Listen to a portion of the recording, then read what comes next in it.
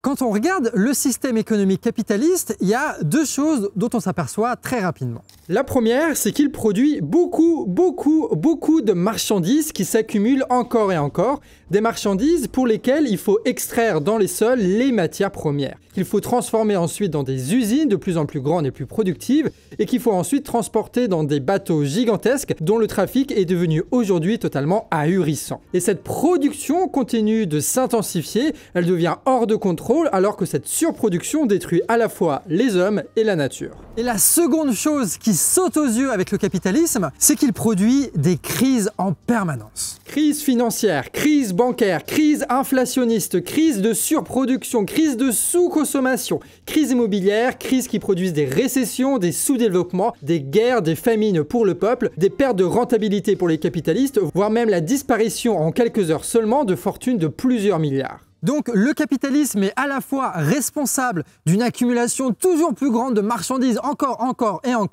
et dans le même temps de crises économiques qui se répètent encore et encore. Peut-être que les deux éléments sont liés au final, et c'est ce qu'on va voir dans cette vidéo. Dans le premier épisode de cette série, on avait parlé de la monnaie, de sa circulation et des cycles de production. Dans la seconde vidéo, on avait parlé du capital et de l'exploitation. Et aujourd'hui, nous allons parler du capitalisme et de ses crises et comment ces crises se succédant ont façonné notre société. Et pour parler d'euphorie capitaliste et de crise capitaliste en même temps, quoi de mieux que les États-Unis dans les années 20. On est donc parti pour le troisième épisode de notre série sur le capitalisme. Et si tu veux voir les précédents épisodes, tu les trouveras en description.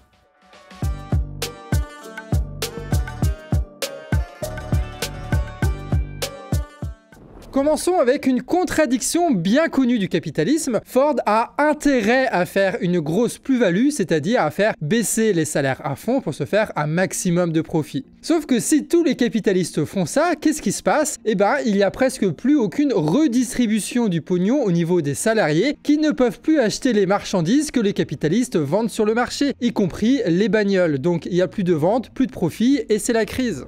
En voulant maximiser individuellement leurs profits par la baisse des salaires, ils ont collectivement perdu leurs profits par la baisse de la consommation.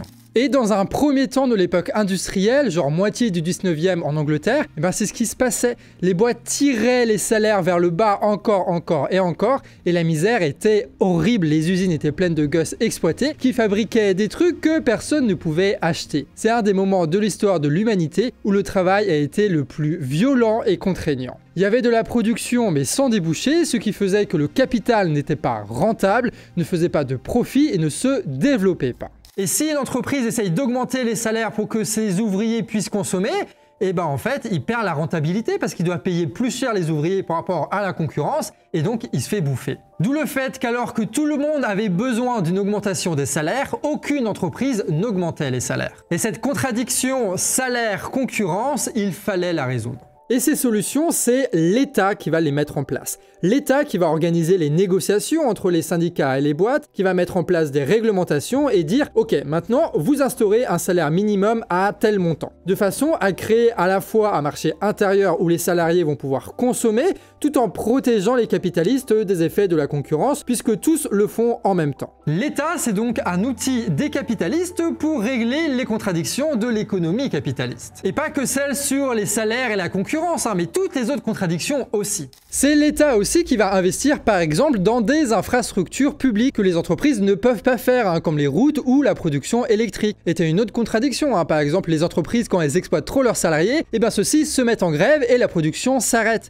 Alors au début, les entreprises elles réprimaient elles-mêmes ces ouvriers, sauf que ça demande énormément d'efforts et un pognon de dingue. Mais en même temps, ils n'allaient pas accepter toutes les revendications des grévistes, tu vois. Et donc celui qui va résoudre cette contradiction, c'est l'État avec sa police professionnelle qui vont réprimer eux-mêmes l'ensemble des grèves et des manifestations. C'est une mutualisation de la répression de classe. Conséquence, la contradiction est toujours là, certes, mais avec la matraque, l'exploitation peut encore continuer quelque temps. Jusqu'à ce que cette contradiction et d'autres poussent à de nouvelles manifestations, de nouvelles grèves ou de nouvelles crises économiques, forçant l'État à intervenir pour maintenir en place le système. Bref, l'État, c'est le résultat des contradictions du capitalisme. Et tout ça pour dire quoi? Que les contradictions, parce qu'elles sont toujours présentes sans être réglées, pousse chaque acteur à agir dans un mouvement continu dans lequel la concurrence et la lutte d'intérêts produisent des crises nouvelles. Et comme ce mouvement-là est issu des contradictions, ce qu'il faut faire, c'est analyser ces contradictions pour comprendre l'économie capitaliste.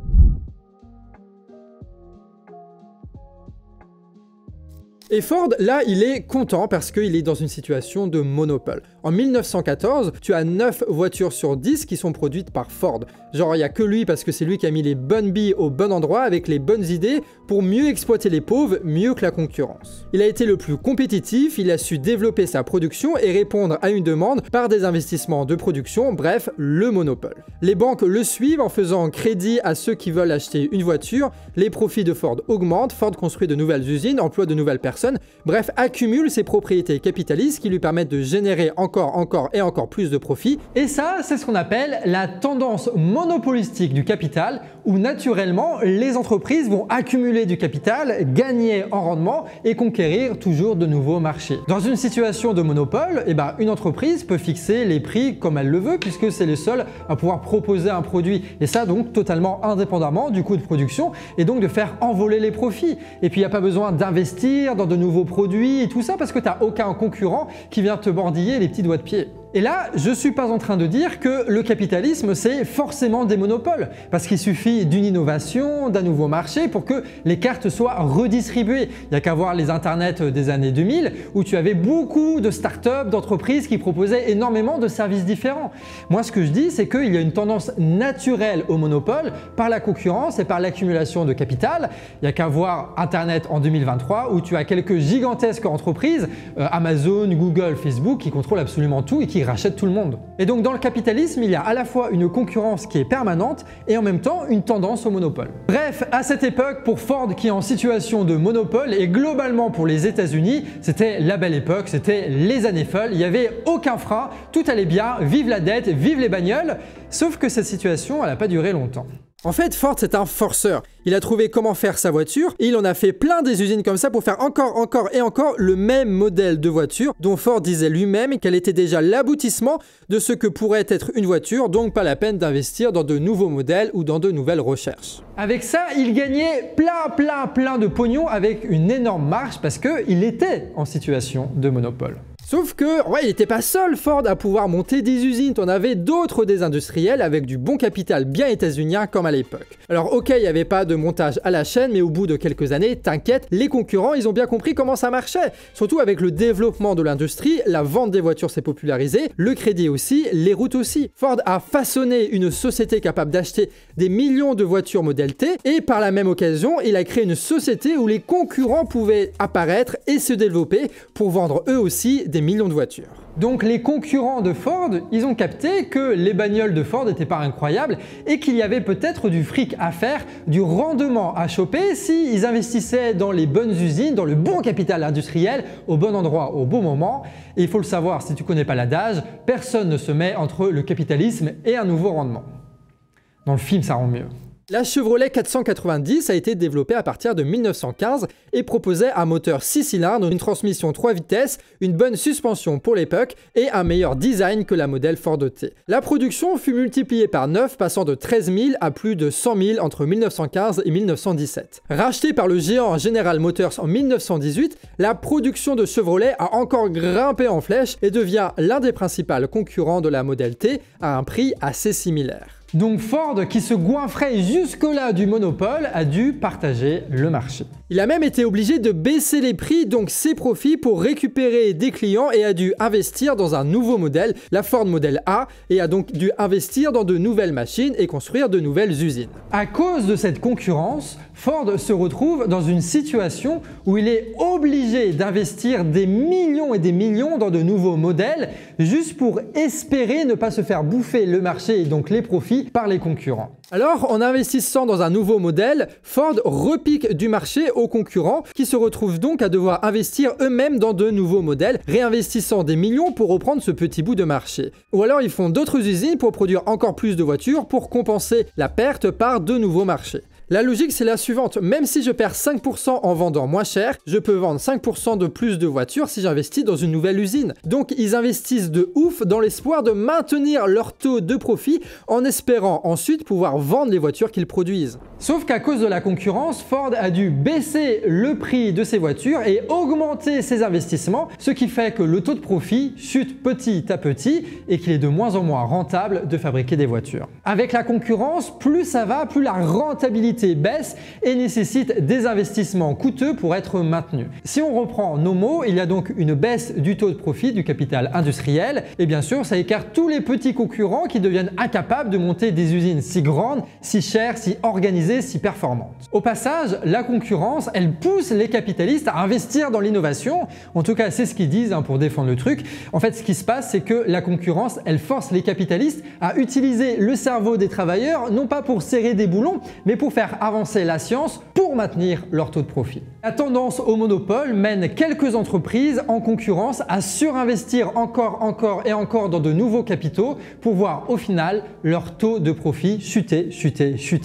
C'est ce qu'on appelle la baisse tendancielle du taux de profit. Et ça, ni Ford, ni Chrysler n'y peuvent rien. Ils sont condamnés à lutter contre cette baisse tendancielle du taux de profit toute leur existence en produisant toujours plus de bagnoles avec toujours plus d'usines, toujours plus d'innovations, encore et encore. D'où la multiplication des marques et de tout ce que tu veux sur la bagnole. La baisse tendancielle du taux de profit, c'est une contradiction du capitalisme qui ne peut être résolue et c'est précisément pour ça que c'est l'un des plus grands moteurs historiques de l'économie capitaliste.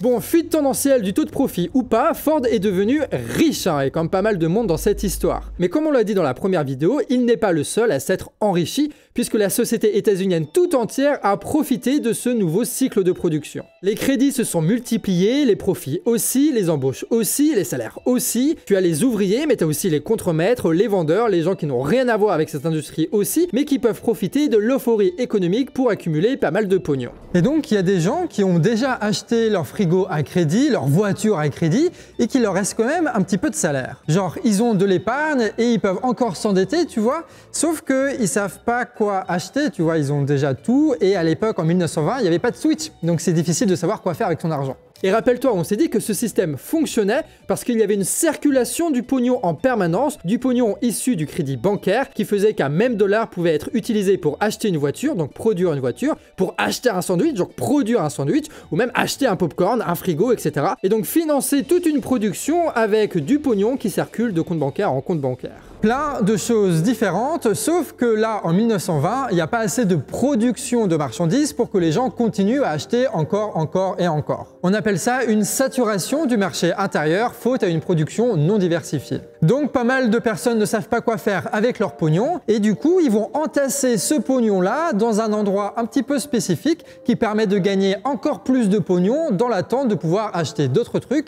et cet endroit magique, c'est la bourse. En gros, c'est l'endroit où ceux qui n'ont pas trop de thunes misent et remisent sur des trucs qui n'ont aucun intérêt dans l'espoir de se faire du fric. Et tu as des entreprises qui émettent des cartes Pokémon, ça s'appelle des actions que des gens achètent et qui revendent en permanence. On va faire une description un peu plus détaillée de comment fonctionne la finance dans une autre vidéo, mais pour l'instant, je dis juste ce qui est nécessaire pour comprendre la suite de l'histoire. À la bourse, tant qu'il y a des gens qui misent, ça marche, et vu qu'à l'époque, tu as quand même pas mal de personnes qui savaient pas quoi foutre de leur pognon, et ben ça fonctionnait très bien la bourse dans les années 20. Les gens n'ont plus d'épargne, mais un portefeuille actionnarial dont la valeur n'arrête pas d'augmenter. Il y avait du fric à se faire grâce à la bourse, donc ils s'en font, mais vu qu'il n'y avait rien à acheter dans la production industrielle, et ben ils remettaient leur mise à la bourse. Et ça, c'est ce qu'on appelle du parasitage, La monnaie arrête de circuler dans l'économie, devient du capital financier qui rapporte du pognon mais sans produire de marchandises. Ça va même plus loin, les banques elles-mêmes vont se mettre à faire des crédits à des courtiers pour qu'ils puissent acheter des actions, persuadés que ces actions vont monter encore et encore. Et c'est tellement profitable pour les banques que petit à petit, elles vont de plus en plus prêter à des courtiers pour qu'ils achètent des actions et non plus à la production industrielle. Parce qu'en réalité, les banques privées, elles aussi, elles cherchent le profit à court terme avant que leurs concurrents ne le fassent. Ceux qui gagnent du pognon à ce jeu-là, ne l'investissent donc pas dans l'industrie qui rapporte beaucoup moins à faute de clients, mais ils le remettent en bourse encore et encore. Ce qui fait que la monnaie ne sort pas de la bourse, les riches deviennent très riches et les inégalités explosent. Et on a là une nouvelle contradiction du capitalisme. À un certain stade de son développement, il devient plus rentable d'investir dans la bourse que dans les usines. Le capital financier est plus rentable que le capital industriel. Alors, la circulation de la monnaie ralentit dans l'économie, les investissements industriels aussi, ce qui ralentit en général l'économie. Au passage, pareil pour l'immobilier. Tu vas avoir plein de gens qui vont se retrouver à acheter plein de baraques dont les prix vont grimper, ce qui va inciter d'autres gens pleins de fric à les acheter dans l'espoir de pouvoir revendre ces maisons plus cher, ce qui fait monter les prix, etc. En gros, le pognon en trop s'accumule dans l'immobilier et dans la bourse, ce qui sert à la spéculation et fait monter les prix. Sauf que tout le monde dans la société états-unienne n'a pas autant de pognon qu'eux, et beaucoup se retrouvent alors sans pouvoir acheter de maison par exemple. C'est ce qu'on appelle du parasitisme. Bref, si on résume avec nos mots, on a donc en parallèle une baisse du taux de profit du capital industriel, les usines, et une énorme augmentation du taux de profit du capital financier, les actions. Ce qui crée évidemment un effet d'aubaine, puisque plus on met d'argent à la bourse, donc dans le capital financier, plus celui-ci rapporte, donc plus il y a de personnes qui mettent de l'argent à la bourse. Et là, il ne faut pas se tromper, c'est pas genre une dégénérescence du capitalisme. Non, c'est juste que le capital industriel s'est accumulé, parce que plus tu avais de voitures construites, donc plus d'usines et plus de salariés, et ben plus tu avais de profits qui étaient grands parce que ces voitures se vendaient. Sauf qu'à un moment donné, il y a eu beaucoup moins de débouchés, les voitures se vendaient moins, le marché était saturé, et en plus de ça, la concurrence est venue rogner les rendements en obligeant tout le monde à l'investissement encore et encore. Le capital industriel ne rapportait pas assez de profits, donc après une accumulation du capital industriel, il y a eu une accumulation du capital financier. Au lieu d'acheter des usines, les capitalistes achètent des parts d'actions parce qu'elles étaient rentables, non pas parce qu'elles produisaient, mais parce que tu avais plein de monde qui spéculait dessus à la bourse. Il n'y a donc pas le capital financier mauvais d'un côté qui serait à opposer au capital industriel utile de l'autre. On parle là de la même logique d'accumulation, mais seulement les rendements passent de l'un à l'autre en fonction des époques et du développement de ce capitalisme-là. C'est juste que le capital industriel avait au moins l'avantage de pouvoir délivrer des salaires et donc créer des emplois indirects et directs, ce qui mettait en circulation le pognon. Avec la hausse du rendement du capital financier, toutes ces conséquences sur l'emploi et l'activité disparaissent. L'argent ne circule plus dans l'économie ni dans les salaires, mais dans les salles boursières. La production est ralentie par le manque d'investissement, par le chômage, par la pauvreté. Bref, ça commence à craindre. Dans la situation, l'enthousiasme et le pognon accumulé produit un développement énorme de la bourse qui vampirise petit à petit toute l'économie. Ça ralentit la circulation de la monnaie, ça ralentit aussi les investissements dans l'économie, ça entame le rendement du capital industriel et ça fait aussi augmenter les prix des matières premières que la bourse gavée de pognon surestime en permanence.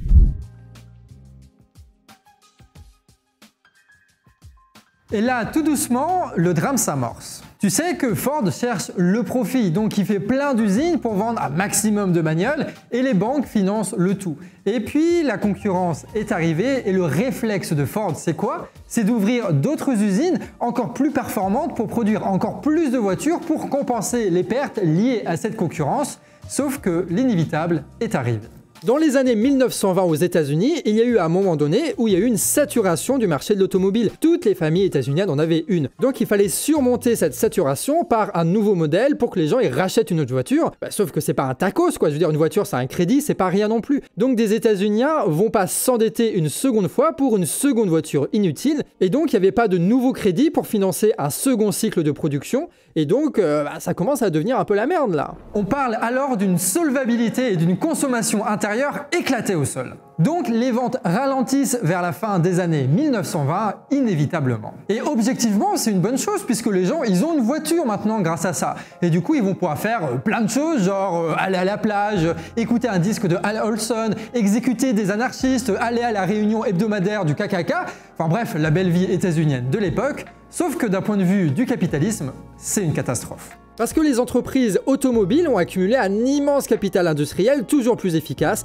avec des centaines d'usines et des dizaines de milliers de salariés qui font ça toute la journée, construire des voitures pour un salaire. Sauf qu'avec la saturation des marchés intérieurs, Ford se retrouve avec tout un tas d'usines sous les bras qui peuvent pas vendre les marchandises qu'elles produisent. À un moment donné, Ford n'arrivait même plus à vendre assez de voitures pour payer les salaires de ceux qui les produisaient. À un moment donné, le capital industriel automobile a simplement perdu sa rentabilité. Henry Ford, il avait raison de vendre un maximum de voitures quand il était en situation de monopole, comme il avait raison de réinvestir dans la production après l'arrivée de la concurrence. Mais en ce faisant, il a tué la poule aux œufs d'or. En agissant selon leur intérêt individuel, les industriels automobiles ont détruit leur intérêt commun. Et lorsque le cycle de production dépasse la possibilité de consommation, quand on produit des marchandises qu'on n'arrive plus à vendre, c'est ça qu'on appelle une crise de surproduction. Et ça, c'est typiquement une crise capitaliste.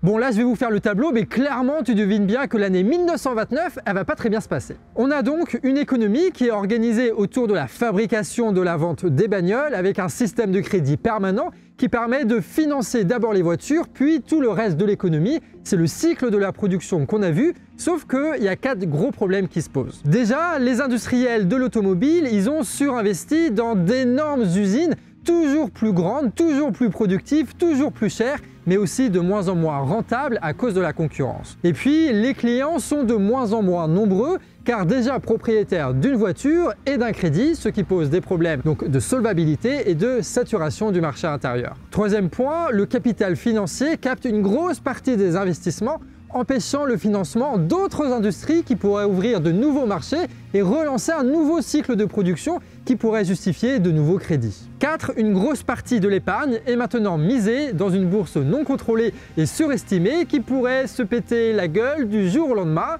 et ce qui devait arriver assez rapidement, d'abord à partir d'une crise de surproduction. Vu que personne ne pouvait acheter le nombre immense de bagnoles produites par l'industrie, l'industrie ne vendait pas ses voitures. Ceux qui ont dû investir énormément pour espérer des rendements très faibles se retrouvent donc avec d'immenses pertes sèches. Ils produisent à perte des voitures qui ne se vendent pas. Et que fait un capitaliste lorsqu'il perd de l'argent? Déjà, il peut rogner sur ses marges en disant « ça va le faire », il tente de baisser un peu les prix, il tape les salaires vers le bas encore et encore, il essaye de réduire les investissements, mais même comme ça, plus personne ne peut acheter des bagnoles. Donc, il tente de vendre son stock à bas prix, histoire d'avoir quand même un petit peu d'argent. Donc, les prix automobiles chutent, et ça marche pour les 3 États-Uniens du fond là qui n'avaient pas acheté de voiture. Mais globalement, si ça permet de vider un peu les stocks, c'est pas ça qui va relancer la production, tout simplement parce que ce n'est plus rentable de produire des voitures à ce prix-là. Les profits s'effondrent et les entreprises licencient massivement, ferment leurs lieux de production qui produisaient pour rien afin d'éviter les frais. Les salariés perdent leurs revenus et eux, comme les entreprises automobiles et des milliers d'autres entreprises qui dépendaient de cette industrie, deviennent incapables de rembourser leurs prêts à la banque. Une grande partie du capital investi pendant tant d'années est laissé à l'abandon car incapable de produire du profit. Les machines sont là, les ouvriers aussi, mais tout est à l'arrêt, les prix chutent comme le rendement, c'est ce qu'on appelle la déflation. Les agriculteurs se retrouvent avec une production qu'ils ne peuvent plus vendre à cause des salariés qui sont licenciés et donc qui n'ont plus de revenus. Les agriculteurs décident donc de balancer leur nourriture dans l'espoir de créer de la rareté et de faire monter un peu les prix. Puis les agriculteurs sans débouchés perdent leur rentabilité, ils arrêtent de produire, tombent en faillite et se retrouvent comme les autres, sans revenus et incapables de rembourser la banque. On a donc d'un côté une armée de chômeurs et de l'autre des usines vides. On a des gens affamés partout dans le pays et de l'autre côté des agriculteurs qui jettent des tonnes de nourriture. Et ça paraît pas du tout être de bon sens parce que tu as des gens qui peuvent produire de la nourriture et des gens affamés qui peuvent produire autre chose dans des usines qui sont là. Donc pourquoi est-ce qu'il y a une crise? D'un point de vue capitaliste, c'est logique. Si on prend l'exemple d'un agriculteur, lui il a intérêt à arrêter sa production parce que ça lui coûte trop cher et il a intérêt à jeter les tomates à la poubelle pour tenter de faire baisser l'offre et donc de faire augmenter un petit peu les prix et éviter donc de produire à perte. Et ce qui se passe pour l'agriculteur se passe pour chacune des entreprises de l'économie états-unienne. Mais dans une société capitaliste, la crise de surproduction est très violente. Ça devient rapidement une crise financière, bien sûr, parce que la bourse panique. Tu as énormément de gens qui se disent qu'il faut absolument vendre des actions de Ford parce qu'ils sont en train de fermer des usines, et vu que tu as des gens qui vendent leurs actions, tu as les autres actionnaires qui se disent « Tiens, il faut que je vende maintenant avant les autres, avant que les prix baissent trop ». Et donc tu as tout le monde qui commence à vendre encore et encore les actions. Et paniqués, les propriétaires d'actions vendent donc à n'importe quel prix leurs actions. Un type la veille qui avait, je sais pas, par exemple 10 milliards de valeur actionnariale dans son portefeuille se retrouve le lendemain à vendre tout ça pour 10 $. Les salariés qui avaient donné leur fric à des courtiers se rendent eux compte que le courtier a misé leur fric, c'était son boulot et que là il vient de perdre la mise. Après le jeudi noir, les salariés actionnaires des États-Unis d'Amérique des années folles deviennent des chômeurs sans épargne de la Grande Dépression. Les banques accumulent les défauts de paiement, que ce soit les entreprises, que ce soit les crédits à la consommation, les crédits à la spéculation, plus personne ne peut rembourser la banque. Conséquence, la banque ne fait plus de profit et n'attire plus de nouvelles personnes. Par contre, tu as des files immenses de clients qui sont là devant leur banque pour retirer leur pognon. Les premiers de la file, ils arrivent peut-être à avoir un petit peu de cash et puis la banque distribue son dernier billet et devient incapable de rembourser une immense partie de ses clients et tombe en faillite. C'est ce qu'on appelle une crise des dépôts, c'est une crise bancaire. C'est-à-dire que la banque cesse totalement ses activités de banque. Ces banques qui, avec leur crédit, avaient mis des millions de personnes au travail, deviennent inaccessibles et mettent des millions de personnes au chômage. Comme ceux qui avaient perdu leurs actions ont tout perdu, ceux qui avaient mis leur épargne dans les banques ont tout perdu, entreprises comprises. Les banques qui ne font pas faillite préservent leur liquidité et coupent les crédits. Les entreprises sont privées de financement. Plus de crédit, plus de vente d'actions à la bourse, plus de consommation des clients, appauvris et toujours insolvables. Les faillites se multiplient, les licenciements, les fermetures, et ça même dans des secteurs non directement liés à l'automobile. Le pognon ne circule plus à travers les salaires inexistants et ne permet plus d'acheter des marchandises produites par les capitalistes. Il y a donc une chute de la consommation et le nombre de crédits s'effondre et avec lui la masse monétaire disponible dans la société. Plus de monnaie, plus d'emplois, plus de rendement, plus d'investissement. La magie du capitalisme qui avait permis un développement incontrôlable et presque mystique des forces de production, accumulant le capital et les profits, vient de s'effondrer en quelques mois. Et il faut bien le comprendre, c'est les mêmes mécanismes qui ont produit l'euphorie, qui ont produit ensuite la catastrophe. On parle d'un système qui est contradictoire et dont les mêmes causes peuvent produire des effets différents en fonction de la situation. Par les mêmes dynamiques qui l'ont rendu possible, la bulle économique de l'automobile états-unienne des années 20 vient d'éclater. Le capitalisme s'est mis à terre tout seul, piégé dans ses contradictions. À la fois, le capitalisme organise l'abondance de marchandises, de profits et de rendements, mais il crée aussi d'immenses misères à travers ces crises. Et le capitalisme, c'est les deux à la fois en permanence. Et ça paraîtrait presque mystique si tout cela n'avait pas été analysé scientifiquement à la fin du 19e siècle. Et cette force immense du capital qui a mis au travail des millions de personnes aux États-Unis dans les années 20, c'est exactement cette même force qui met aujourd'hui des milliards d'individus au travail partout sur la planète. On vient pas de décrire quelque chose de lointain, de passé qui serait démodé. On vient de parler des lois économiques qui régissent encore aujourd'hui notre économie, c'est-à-dire nos vies.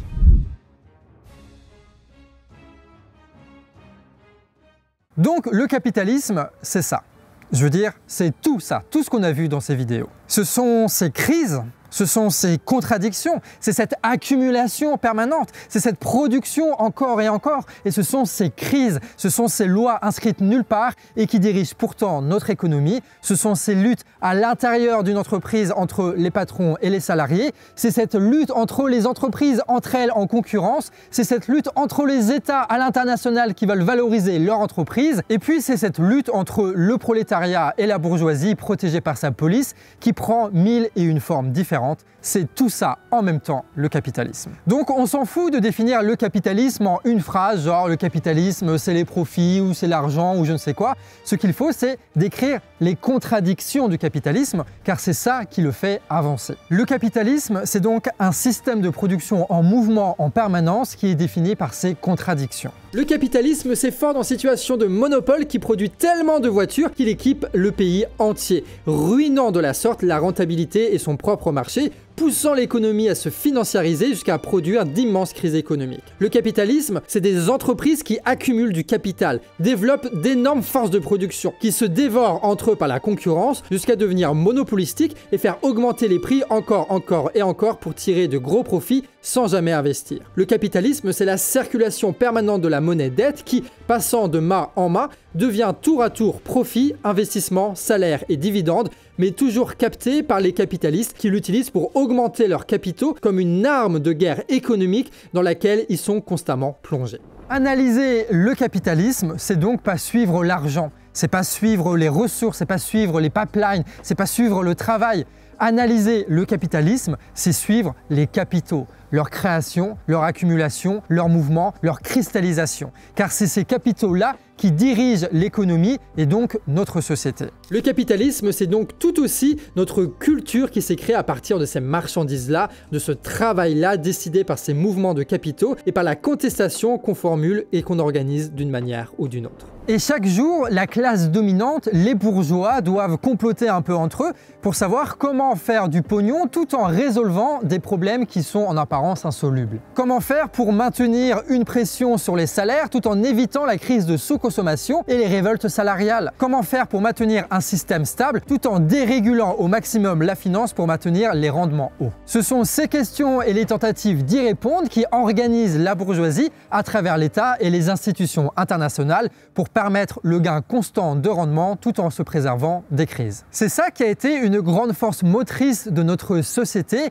et qui fait nos vies aujourd'hui. Le capital, ses mouvements, ses crises et ses luttes. Le capital n'est pas notre société, il est ce qui organise la production. Nous ne sommes pas que des travailleurs soumis au capital. Et quand je vous dis nous, je dis nous comme collectif qui pouvons comprendre ce qui se passe et qui pouvons transformer ce monde-là par notre action, nos luttes et nos conversations. Ce nous qui connaissons les enjeux de contrôle de la production et de la répartition des richesses, nous qui savons que le socialisme est la réponse à ce problème-là, la conclusion à ce système-là, c'est nous qui avons conscience qu'il va falloir fermer les bourses, nationaliser les banques, imposer un impôt lourd, remplacer le capital par des institutions démocratiques, réduire la production et l'orienter vers ce qui nous est utile et tant d'autres choses encore. Et ça va mettre beaucoup de personnes en colère, beaucoup de gens dont le capital est la source du pouvoir, de leur richesse, de leurs privilèges, qui sont armés, très armés même, politiquement, médiatiquement, militairement. Une lutte des classes, oui, mais de qui ? Eh bien, de ceux qui sont conscients que le capitalisme est autodestructeur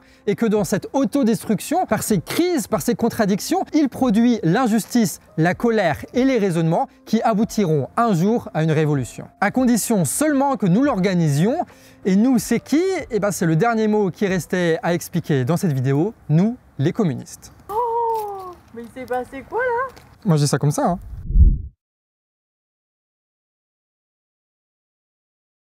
Alors, comment ça s'est fini cette histoire? Ça, c'est une question piège parce que l'histoire ne se termine jamais, mais il y a quand même une suite. La situation, elle semble dans une impasse parce que les banques ne prêtent plus d'argent aux entreprises puisque celles-ci ne trouveront aucun client vu que tout le monde est au chômage, vu que les banques ne donnent pas de crédit aux entreprises qui permettraient de relancer l'activité. Alors, dit comme ça, c'est finito, mais il y a un acteur dont on a peu parlé dans cette vidéo qui va prendre encore une fois un rôle central dans l'histoire humaine, c'est l'État. Roosevelt va réparer le capitalisme états-unien. Comment? Eh bien, c'est très simple. Il y a des gens, notamment dans la finance, avec beaucoup de pognon encore dans cette société, et qui veulent le mettre en sécurité à la bourse, sauf que, en fait, il n'y a rien sur lequel miser. Et donc, c'est l'État qui va leur offrir une opportunité d'un placement avec un bon rendement dans cette période de crise, et c'est ce qu'on appelle le bon du trésor. Les financiers vont donner leur argent à l'État pour financer l'État, et en échange, l'État va les rembourser avec un petit intérêt pour créer un rendement. Et vous savez quoi? Ça marche. L'État arrive à s'endetter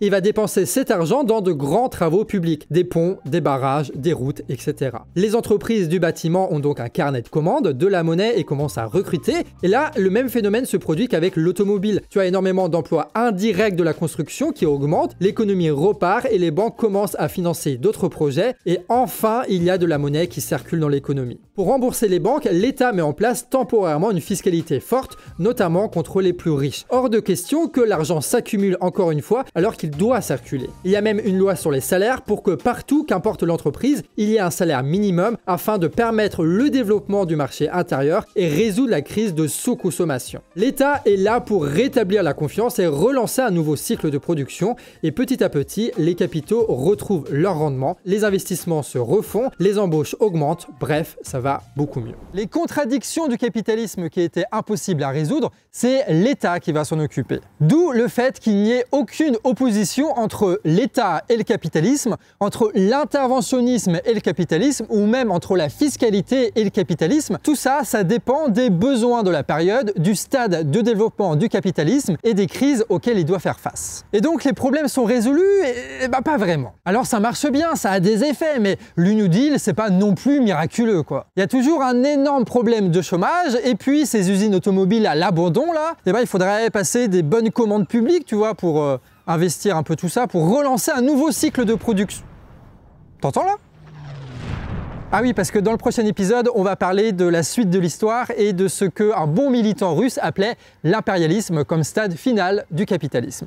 Cette vidéo n'est pas tout à fait terminée, mais on voulait juste vous dire déjà merci d'avoir regardé cette vidéo jusqu'au bout et surtout vous dire aussi que si ça a été possible de réaliser cette vidéo en toute indépendance, c'est parce que certains d'entre vous financent le Canard Réfractaire et grâce à ce financement, on peut embaucher des personnes pour pouvoir produire ce genre de vidéos et continuer à côté la quotidienne, les analyses et tout ce qui fait le Canard Réfractaire un petit peu. Donc si tu veux participer à cette aventure, si tu veux devenir de ceux qui financent le Canard, on te met tous les liens en description. C'était donc le 3e épisode de la série et comme vous allez le voir, c'est pas le dernier.